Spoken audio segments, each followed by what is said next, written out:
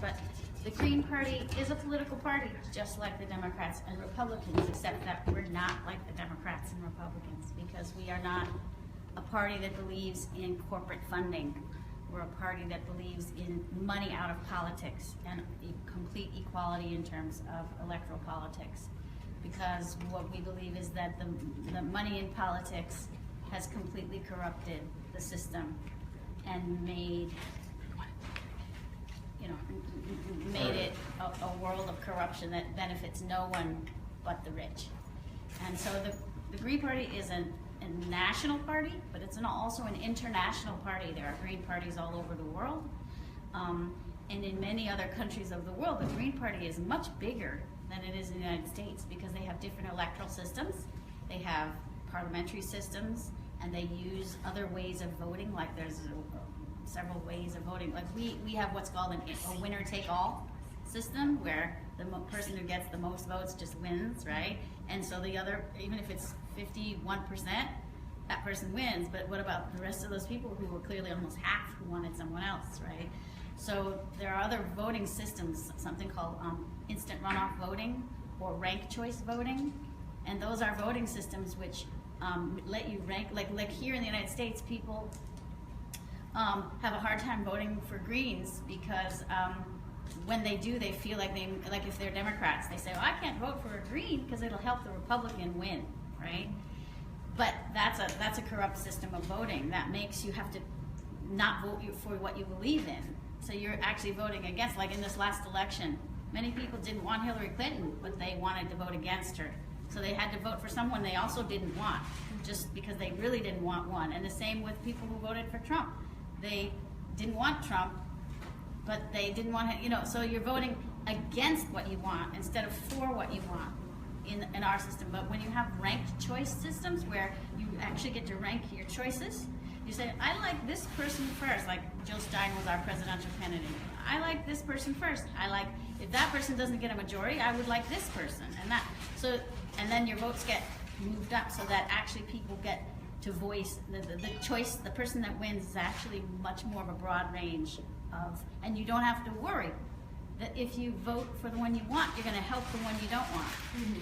So in Europe, many countries, in Germany, the Green Party is in parliament. They're huge. In Canada, they're in parliament, and they have influenced the governments. In Germany, the Green Party forced the government to shut down all their nuclear power plants. So they're completely phasing out nuclear power in Germany because of the Greens. And so the problem with the United States, the reason a lot of people say, how come the Greens can't get anywhere in the United States? Well, the truth is we've gotten a long way. We've been around about 20 years in the United States, and we've grown tremendously, and we've had incredibly important campaigns all over the country. We have something like 130 people elected in different municipalities all over the country. And each state, though, has different ways that you get what's called ballot status.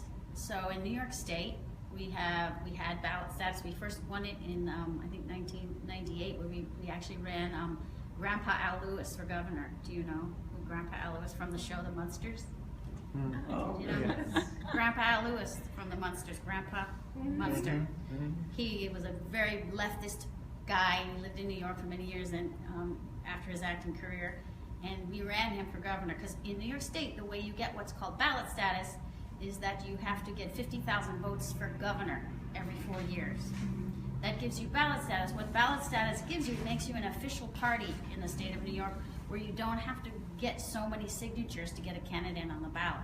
When you don't have ballot status, you have to do so much more work just to put people on the ballot. When you have ballot status, it's so much easier to get your candidates on the ballot. So with Grandpa Al Lewis, we won ballot status in New York State, and we grew the party hugely.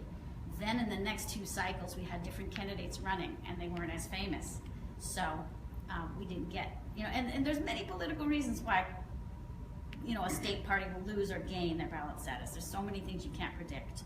There was, remember when Carl McCall ran for governor?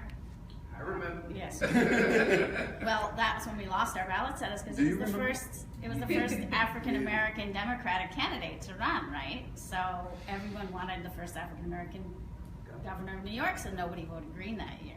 Less people voted Green. So there's all kinds of reasons. It's not that people don't like the Green Party or whatever, but there are many things that factor into each campaign, and so you can't always, blame yourself and say, well, we did a sucky job, but you have to kind of see the Maybe we bigger- should have ran a black person back then. Well, then, so we lost ballot status in New York State 2 cycles. Then we just won it in the last 2 cycles because we ran a man named Howie Hawkins for governor, who is one of the most amazing Green Party people you'll ever meet in your life. He is an activist. He's actually a UPS worker. He's a union person. He is one of the smartest people ever to walk the planet. And he won us ballot status twice. And in fact, the last governor's race, Howie was actually in the televised debate against Cuomo. And he gave Cuomo a little lesson in democracy on those debates. So we are again coming up to our next governor's race where we have to again get 50,000 votes. But every state has a different way of getting ballot status, which is very unfortunate because each state has sentiments. Okay. Anyway, so blah blah blah blah blah. So within the Green Party, every international Green and every Green in the United States, we base everything we do on the fact that we don't take corporate funds, but we also base everything we do on 10 key values and 4 pillars. So just briefly, the 4 pillars, which is everything we do rests on, is grassroots democracy, social justice and equal opportunity, ecological wisdom, and nonviolence. Those are the 4 pillars. Then underneath those 4 pillars, we have 10 key values, which is grassroots democracy, again, social justice and opportunity, ecological wisdom, nonviolence, decentralization, community-based economics, feminism and gender equality, respect for diversity, personal and global responsibility, and future focus and sustainability. So those are the basic things. And basically, within the Green Party, like I said, we're growing, and we've been growing, and a lot of people say, well, you need to run local candidates, you shouldn't run for president, because they think that we've disrupted the presidential race several times, like with Ralph Nader. They blame us. But we say... Jill Stein, you heard of Jill Stein? Jill Stein was our presidential candidate this past time at 2. You haven't heard? Yeah. And, the thing is, she was arrested trying to get into the presidential debate. She's a presidential candidate of a valid party in the United States, and they would not allow her to debate with all the other candidates. So that's the kind of corruption we have in our country. And basically what the Green Party believes, all the issues that Hakeem talks about, education and all these issues, we see those as symptoms of a problem.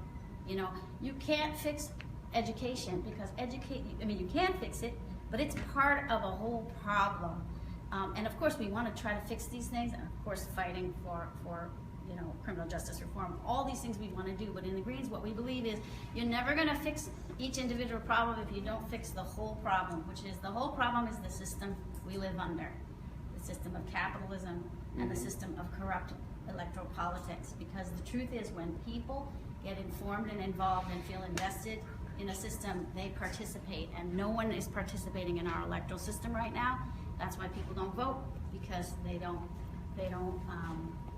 feel invested. They don't think it matters, because it doesn't matter, because the system is so corrupt. So there's many ways the Green Party has tried to reform our electoral system. Jill Stein actually tried to do a recount at the end of this last election to prove there was corruption in the electoral system, not from the Russians, from our own system, right? Everyone's like, the Russians. We're like, no, the Russians are the least of your problems. What your problem is your own electoral system that the Democrats are just as responsible for as the Republicans. A lot of people feel like historically the Democrats have been the party of the people. They haven't been party of the people for a very, very long time in our country. They're a party of corporations just like the Republicans. And so we say in the Green Party, the Democrats and Republicans are 2 trains running over a cliff. Maybe the Democrats are going a little slower, but they're still going there. So anyway, I'll just end there. I know there's a lot about these things, and people can. I just want to tell you, October 13 is the last day to register in New York City to vote on November 7th. Yeah. What about the people who is registered Democrat or Republican, they won't be able to vote for the Green Party? No. In our country, you can vote in the general election for anybody you want. Doesn't matter what party you're registered in. The difference is that if you are registered a Republican or Democrat, you can only vote in those primaries. In the primaries, there's two difference. And actually, I wanted to say, just to add to that, what we have a problem in New York is our education system that doesn't teach civics, meaning you don't understand what your role as a citizen in New York is and what your responsibility. I mean, we have responsibilities to pay taxes. I mean, everyone knows you have a responsibility to pay taxes or else the IRS will come after you. But they don't then teach you that, well, on top of that, you also have a responsibility to your fellow neighborhood citizen or to your local, and that's your local government, your state government, and then your federal government. And so this is what we're wanting to bring: acknowledgement and respect to all parties. And to give us the same respect as well, we have to educate people. So what we're trying to do is teach that, one, education comes through transparency. Transparency, you don't get that with a government that's already been around. I mean, not that you don't get it, we haven't gotten it through our democratic system. And let's just understand and analyze what Democrats are. So we push democracy in America. So if I fashion my name in the realm of democracy, then I then look like I'm a Democrat for democracy. But every platform says they're for democracy. Republicans say they're for democracy. But who do they favor? Democrats say they're for democracy. Green Party candidates and Green Party platform, we're for democracy. And so does every other platform. You have the Working Families Party, you have the Independent Party, and then you also have the Reform Party. You also have now new people coming out saying they're, like Michael Tolkien. He's actually a candidate for mayor, and he's running with the Smart Cities Party. But there are many parties, not all of them have ballot status, right? There are many parties that try to obtain ballot status. And if you don't understand what ballot status is, well, as she just explained, and I don't want to run through this, what we're trying to say is we need transparency in education, in our finances, in our Department of Justice. We need everything to be open for the public to see and understand so that they can have a better choice. And so when you have more options, then you can say, well, I don't want this chocolate milk, I want this cow milk. I mean, you have options, and that makes a better opportunity for you to be involved. If I only give you two options, like what happened with Trump, or the orange man in office, and Hillary Clinton, well, you say, I don't want either one of them, so I'm not going to get involved, I'm not going to vote.